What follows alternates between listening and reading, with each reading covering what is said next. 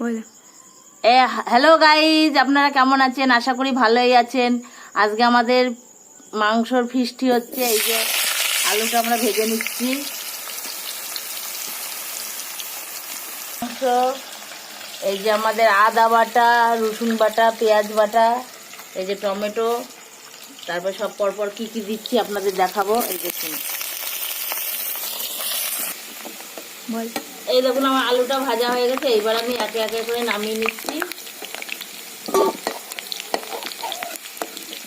দেখুন আমার তেলটা গরম হয়ে গেছে, আমি একটু জিরাটা হয়ে এসছে, আমি এবার এই যে আমার পেঁয়াজটা ভাজা হয়ে গেছে, এবার আমি রসুনটা দিয়ে দিচ্ছি, আদা বাটাটা দিয়ে দিচ্ছি, টমেটোটা দিয়ে দিচ্ছি। বন্ধুরা, আমি এবার লঙ্কার গুঁড়ো, হলুদ গুঁড়ো, জিরে গুঁড়ো, নুন, এই দেখুন আমার এটা একটু কষা হয়ে এসছে, এবার সব দিয়ে দিচ্ছি।